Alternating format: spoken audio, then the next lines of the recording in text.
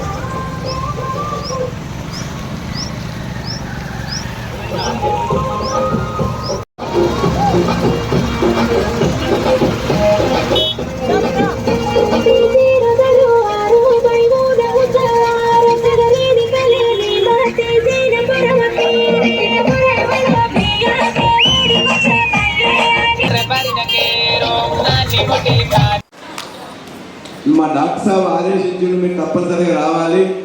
మేము 15వ తారీఖు ఉత్సవాల సందర్భంగా మేము చేసుకుంటున్నాం, కానీ మీరు ఏదైనా వస్తే బాగుంటుందని చెప్పేసి అంటే డాక్టర్ సాబ్ అర్థం చేసుకుంటున్నాను. ఎందుకంటే ఈ బెల్ట్ వేసుకొని మొట్టమొదటి ప్రోగ్రామ్ 10 రోజుల నుంచి వెళ్ళి బయటకు వచ్చే పరిస్థితి లేకుండే, అందువల్ల చెప్పేసి మీకు తప్పనిసరిగా రావాలి. ఎట్లయినా మళ్ళీ తక్కువైతే మా హాస్పిటల్ నేను చూసుకుంటా అని చెప్పిండ్రు.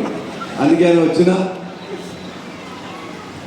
ఇవాళ వారు ఒక మంచి మాట కూడా చెప్పిండ్రు.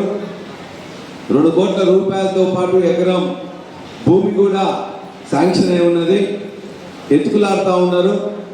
వెంటనే మేము దాన్ని కూడా తయారు చేసుకుంటామని చెప్పేసి, దానికి నా యొక్క అవసరం ఏమంటే మాత్రం ఖచ్చితంగా మీ అందరితో కలిసి నేను వస్తా, మాట్లాడతాం. ఈ మీటింగ్ అయిపోయిన తర్వాత మీరు మీ ఇంటికి పోతున్నారు, నేను నా ఇంటికి పోతున్నా. మళ్ళీ వచ్చినప్పటికీ మళ్ళీ అప్పుడు అడుగుతున్నారు ఏమైంది సార్ చెప్పిందని. మీరు వస్తే కదా నేను చెప్పింది మాట్లాడేది. కాబట్టి మీరు వచ్చి మాట్లాడితే ఖచ్చితంగా మీతో పాటు నేను వస్తా. ఎక్కడికంటే అక్కడికి, ఇక్కడ కలెక్టరేట్ తీసుకోపోతారా, లేకపోతే పైన అక్కడికి ఏమన్నా ఎస్సీ కమిషన్ దగ్గర పోతారా, మంత్రి దగ్గర రమ్మంటే మీతో పాటు నేను రావడానికి సిద్ధం. కానీ మనకు వచ్చే సంవత్సరం వరకు రావాలంటే మీరు వస్తే మీతో పాటు నేను వచ్చి నేను ఖచ్చితంగా అది ఇప్పించే పని నేను కూడా చేస్తానని చెప్పేసి మీకు మాటిస్తున్నా.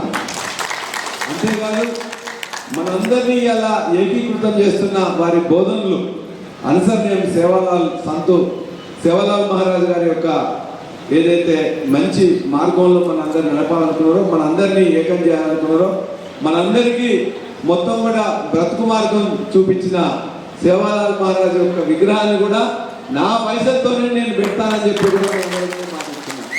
మన జనగామ బంజారా భవన్లో ఖచ్చితంగా నా బాధ్యతగా నేనే నా యొక్క పైసలతో పెడతానని చెప్పి నేను మీకు మాటిస్తున్నాను.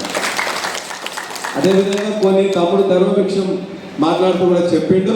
మొత్తం కూడా ఇక్కడ పక్కనే చెంపకాయ ఇంటి దగ్గర ఉన్న హాస్టల్ ఒకసారి చూస్తే మా గిరిజన బిడ్డల యొక్క పరిస్థితి బాగాలేదు, మీరు రావాలి సార్ అని చెప్పిండ్రు. కలెక్టర్ గారితో వారు ఇంతకుముందు కూడా నాకు చెప్పినప్పుడు మాట్లాడితే చెంపకీల్స్లోనే ఒక 10 ఎకరాల ల్యాండ్ని ఇంటిగ్రేటెడ్ స్కూల్ అని చెప్పేసి పెడతా ఉంటున్నారు. ఇప్పుడు అందులోనే ఇది కూడా పెడతారని చెప్పి తెలుసుకొని పెడితే పర్వాలేదు, పెట్టకపోతే మాత్రం తొందరగా పసరమట్ల దగ్గర ఈ ఇంటిగ్రేటెడ్ స్కూల్ కోసం ల్యాండ్ ఐడెంటిఫై చేసిండ్రు. అందులోనే ఈ స్కూల్ కూడా వస్తుందని చెప్పి నేను భావిస్తున్నా.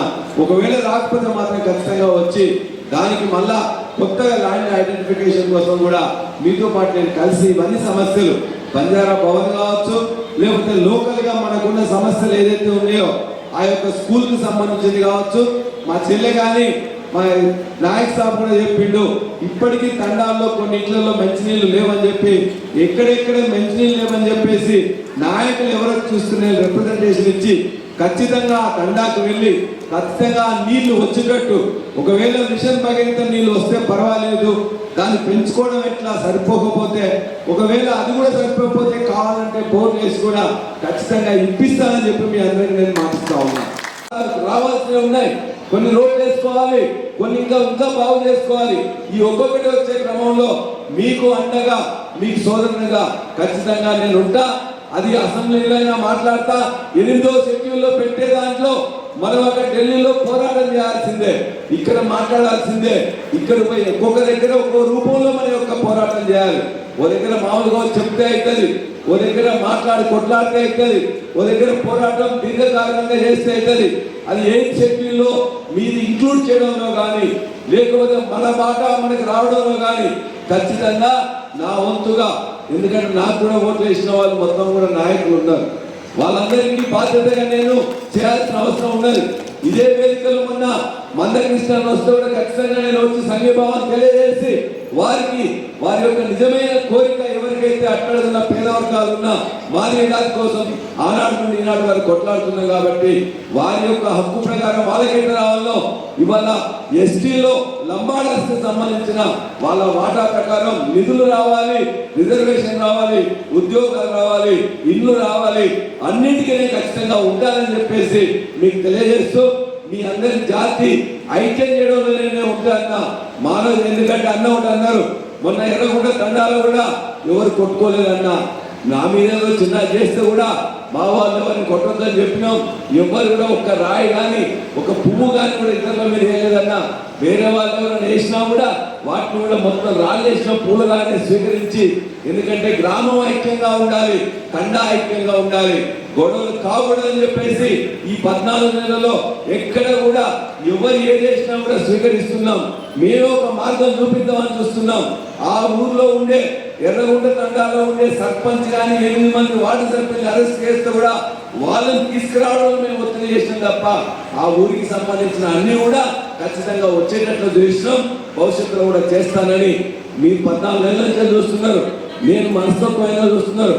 పార్టీలకు అతీతంగా ఎవరు ఎదొచ్చినా చేయడమే బాధ్యతగా నేను చేస్తున్నాను. విద్య అయినా, వైద్యమైనా, సదుపాయాలైనా, పనులైనా బరాబరుగా ఎవరికి ఏది దక్కాలో చేస్తానని చెప్పి మీ అందరికీ మాటిస్తూ నన్ను పిలిచి గౌరవించి చేసినందుకు మొత్తం జాతి పెద్దలందరికీ కూడా, జాతి నాయకులందరూ కూడా మరొకసారి ధన్యవాదాలు తెలుస్తూ సెలవు.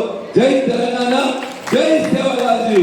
నుంచి కొన్ని జనగామలో అయ్యేవి ఉంటాయి, కొన్ని హైదరాబాద్లో అయ్యి ఉంటాయి, కొన్ని ఢిల్లీలో అయ్యి ఉంటాయి.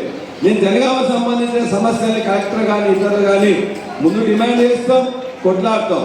డిమాండ్ చేస్తే రావాల్సిందే, మన హక్కుగా మనకు రావాల్సిందే.